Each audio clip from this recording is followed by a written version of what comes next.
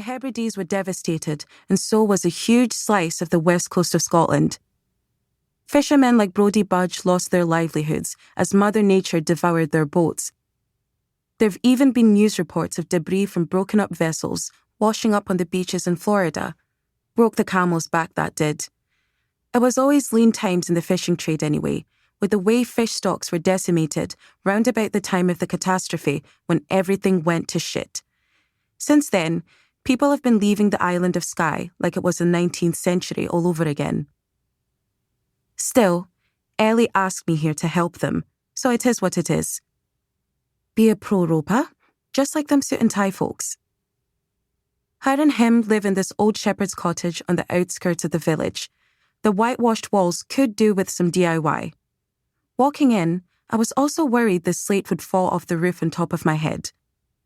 The room we're in now is pretty glum, with the windows boarded up and a solar lamp illuminating because the power's gone again. Springs in the sofa poke my behind. Could do with some reupholstering. I'm sure these date from before them two were sprogs. There's wires dangling out of a broken socket in the wall too. It's definitely seen better days. But I still don't see how this pair could afford a pad like this. Reckon one of them must have inherited it. There's a pink teddy bear underneath the coffee table. I can smell damp in the air and glance at the black mold painting Guernica on the walls. An almighty draft's blowing in from somewhere, cancelling out the fire's warmth. Morag said you could help us, Ellie says with an air of desperation. Good old Morag. She's a good egg, my favourite of the staff at the castle, and has had my back since we got there. Her and me have been lounging in downtimes, blethering about the myths and legends woven into the fabric of Skye. Half the time, I don't know if she's spinning yarns or she believes these tales to be true. Sometimes it's best to leave things the way they are, Brodie complains. I can't sleep nights on account of that awful racket. Then I have to get out each morning and work myself to the bone while you're moping and wallowing. I can't take it anymore, Brodie. It's got to stop, you hear? Ellie breaks away from him and storms off to the far side of the room, keeping her back to us. Brodie clenches his jaw and stays stum. I'm beginning to regret taking on this gig. Drama-rama. Keep it pro, Ropa, I tell myself.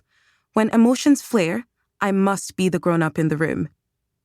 Good thing is, I've got tons of practice dealing with my little sister's wild moods. How long's this been going on? The haunting?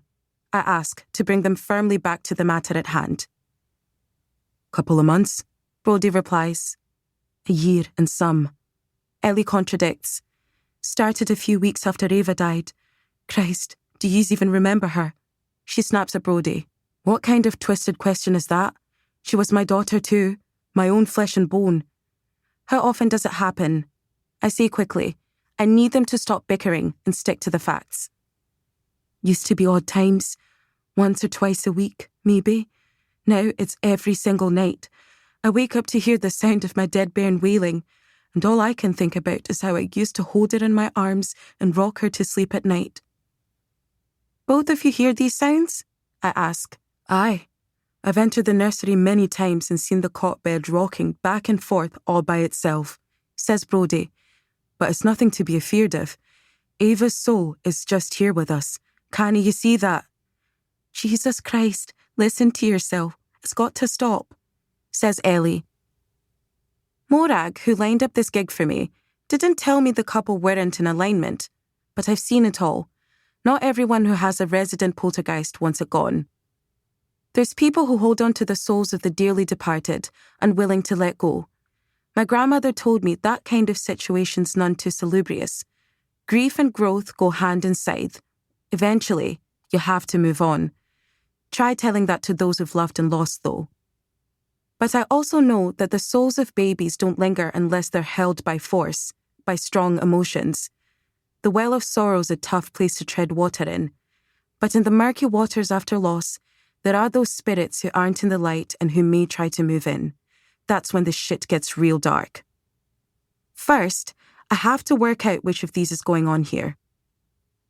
A piercing wail comes from upstairs, making Ellie jump. A cold shiver runs down my spine. It's horrible. A cry that sounds like torture. Nails.